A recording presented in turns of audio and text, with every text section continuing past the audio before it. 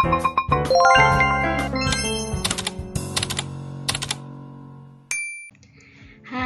Assalamualaikum warahmatullahi wabarakatuh.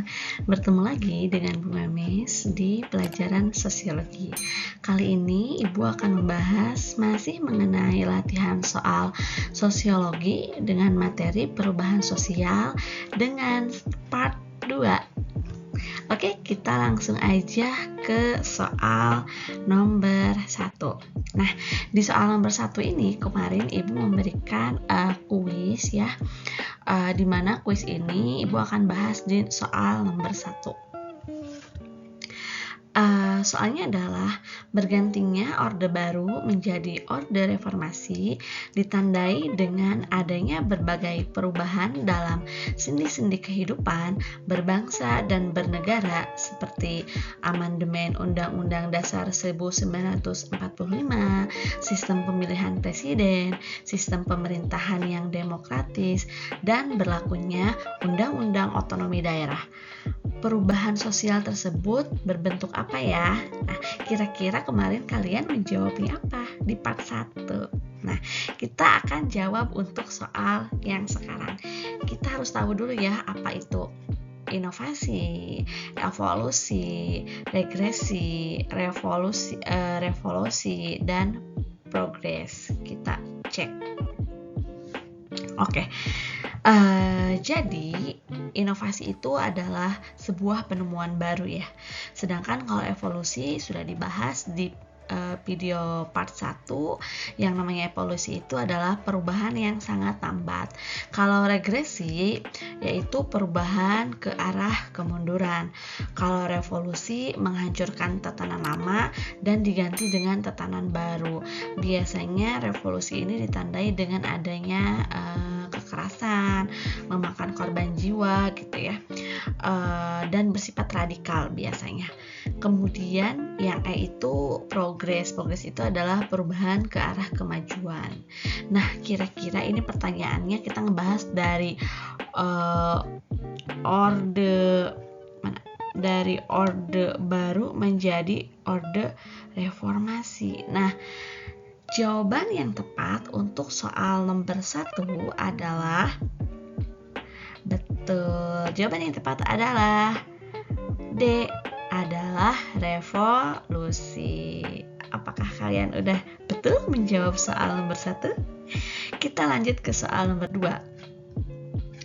Pemerintah melakukan perubahan terhadap kurikulum KTSP menjadi kurikulum 2013 dan sekarang sudah ada kurikulum baru yaitu kurikulum Merdeka gitu ya.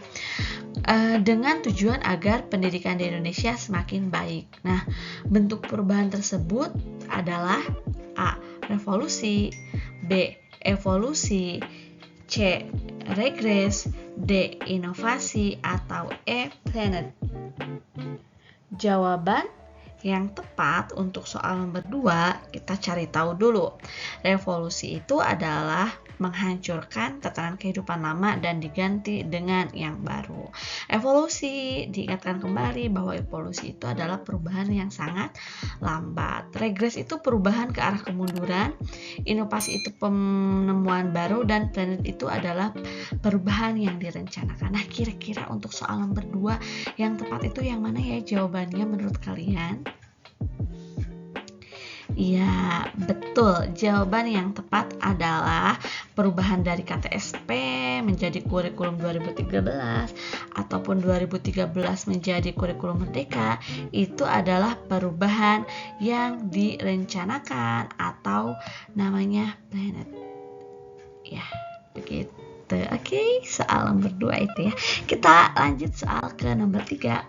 Nah, program rehabilitasi Kota Bantul di daerah istimewa Yogyakarta pasca gempa beberapa tahun lalu disusun sedemikian rupa dengan melibatkan berbagai pihak termasuk pemerintah pusat. Nah, dilihat dari rekayasa yang dilakukan oleh berbagai pihak itu, contoh kasus tersebut mencerminkan bentuk perubahan apa. Di sini sudah jelas ya, dijelaskan bahwa sudah terjadi yang namanya gempa ya.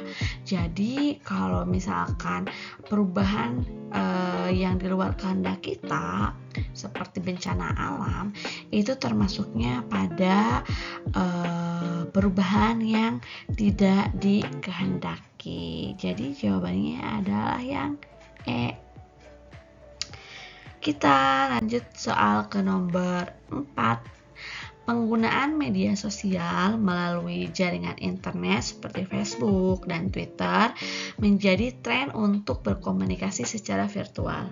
Ditinjau dari dampak perubahan bagi masyarakat, maka perubahan tersebut tergolong apa? Apakah besar? B. Cepat? C. Progres? D. Dikehendaki? Atau E. Direncanakan? Kita lihat ya di sini ya, adanya penggunaan internet seperti Facebook dan Twitter. Yang ternyata dari penggunaan internet itu dampaknya itu bisa menjalar kemana-mana ya, bisa berkomunikasi dan lain sebagainya. Jadi perubahan tersebut tergolong pada perubahan yang besar gitu ya. Jawabannya adalah A. Next ke soal nomor 5. Evolusi merupakan perubahan sosial yang bersifat lambat. Nah, perubahan tersebut memerlukan waktu yang sangat lama. Misalnya, A. Pergantian sistem pemerintahan dari orde lama menjadi orde baru. B. Pergeseran sistem pemerintahan dari orde baru menjadi orde reformasi. C. Perkembangan sistem berburu dan meramu ke sistem pertanian modern. D. Perubahan kebudayaan di Cina pada tahun 1945 menjadi komunis. 1948 ya, menjadi komunis. Atau E. Pelaksanaan glasnost dan perestroika di Rusia menuju demokrasi. Kalau yang E itu, kalau kalian harus tahu itu, ini adalah sebuah reformasi yang ada di Rusia ya, ini reformasi. Kita kan pertanyaannya yaitu evolusi. Jadi yang tepat untuk soal nomor 5 yaitu jawabannya adalah, ya betul ya, jawabannya adalah yang C. Jadi perubahan-perubahan masyarakat zaman dulu sampai modern seperti ini itu terjadi yang namanya evolusi, yaitu perubahan yang sangat lama atau sangat lambat ya.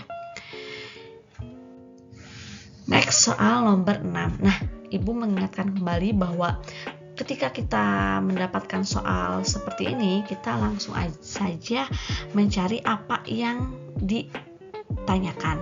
Mohon maaf, ini berbentuknya jadi poin-poin ya. Ini nomor 1, nomor 2, nomor 3, dan nomor 4. Pertanyaannya adalah dari contoh di atas yang termasuk perubahan tidak dikehendaki yang mana? Kita cek satu-satu.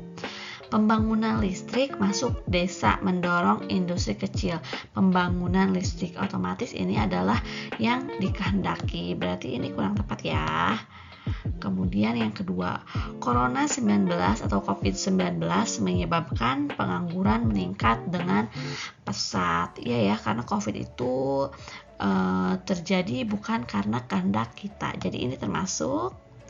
Kemudian yang nomor 3, pembangunan sarana jalan raya di daerah terpencil sesuai anggaran. Nah, ini juga termasuk yang dikehendaki atau direncanakan ya. Kita lihat nomor 4. Penggunaan mesin pertanian memicu perkembangannya sikap individualis. Itu tidak bisa kita kendalikan ya. Ternyata dari perubahan tersebut menghasilkan atau membuat masyarakat menjadi memiliki sikap individualisme ya. Jadi yang tepat adalah nomor 2 dan nomor 4. Ada di option D. Next kita lanjut ke soal nomor 7. Nah, penggunaan internet di sekolah-sekolah merupakan salah satu akibat dari globalisasi. Hal ini dapat memberikan dampak positif di bidang pendidikan, yaitu A. Dapat memperoleh informasi produk baju dari luar negeri. B. Meningkatkan penghasilan pengusaha di bidang telekomunikasi. C. Dapat memperoleh pekerjaan di luar negeri dengan mudah. D. Mengenalkan produk dalam negeri ke pasar dunia yang lebih luas. E. Mendapatkan informasi yang berhubungan dengan tugas sekolah. Kembali lagi ke pertanyaannya bahwa di sini dijelaskan bahwa penggunaan internet di sekolah. Kalau dilihat dari pilihan yang tersedia, yang paling tepat adalah option E ya. Di sini kan ngebahas tentang aktivitas di sekolah. Jadi jawabannya yang E. Next, soal nomor 8. Pada pemilu sekarang ini, masyarakat dapat memilih langsung pemimpin yang sesuai dengan harapannya. Hal ini merupakan aplikasi dari berfungsinya sistem demokrasi di masyarakat. Dampak positif demokrasi bagi tersalurnya aspirasi masyarakat sesuai wadah adalah A. Muncul beragamnya partai politik yang bisa dipilih. B. Keterlibatan KPU dalam menentukan calon terpilih. C. Memberikan kebebasan untuk tidak memilih partai. D. Kedaulatan negara langsung berada di tangan rakyat. Atau E. DPR mempunyai kekuasaan lebih tinggi dari presiden. Ini apa pertanyaannya? Yaitu dampak positif demokrasi. Kalian tahu sendiri kan, demokrasi itu adalah kebebasan berpendapat ya, dan kekuasaan itu ada di tangan rakyat karena pemimpin dipilih oleh rakyat gitu. Jadi jawaban yang tepat untuk soal nomor 8 adalah option D ya. Kedaulatan negara langsung berada di tangan rakyat begitu. Soal nomor 9. Kesenjangan sosial ekonomi adalah suatu keadaan yang tidak seimbang di bidang sosial dan ekonomi dalam kehidupan masyarakat.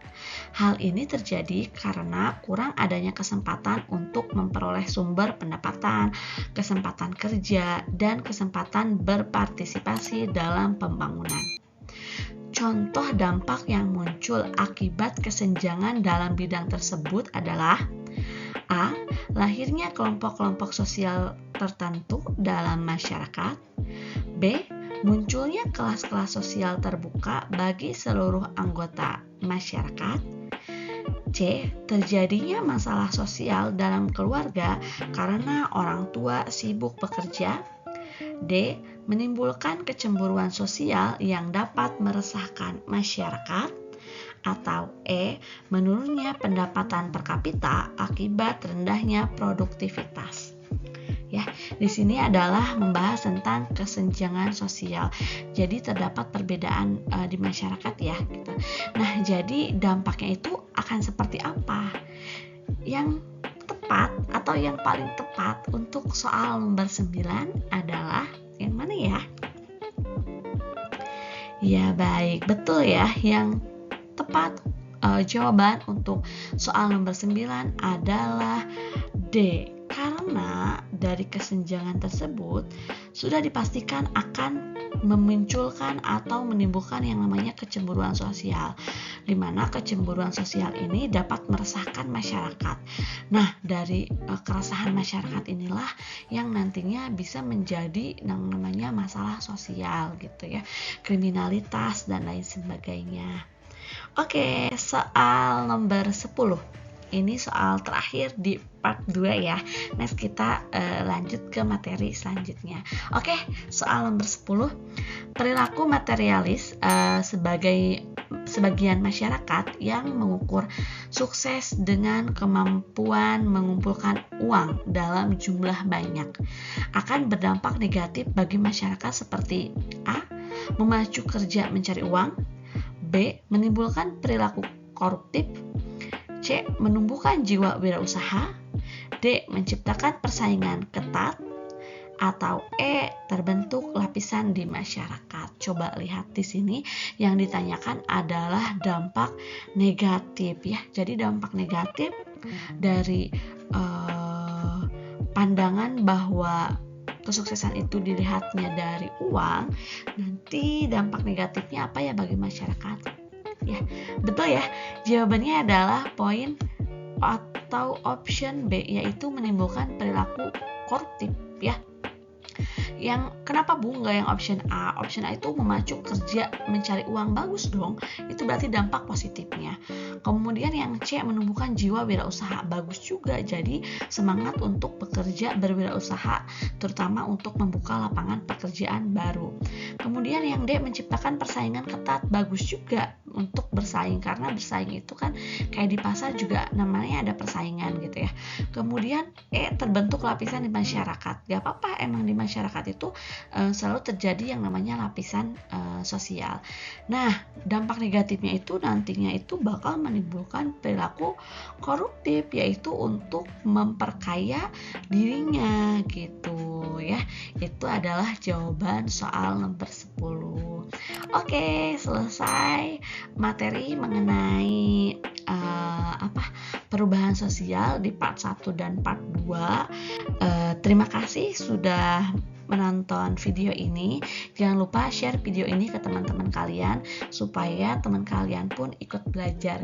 Jadi kalian jangan memiliki mental crab mentality ya. Jadi teman kalian tidak diberi kesempatan untuk sukses. Jadi kalian untuk sukses salah satunya harus mau berbagi ilmu dengan teman-teman lainnya. Oke, Ibu akhiri pertemuan kali ini. Semoga apa yang disampaikan oleh Ibu bisa bermanfaat dan bisa kalian pahami. Next, kita lanjut ke materi selanjutnya. Terima kasih. Wassalamualaikum warahmatullahi wabarakatuh.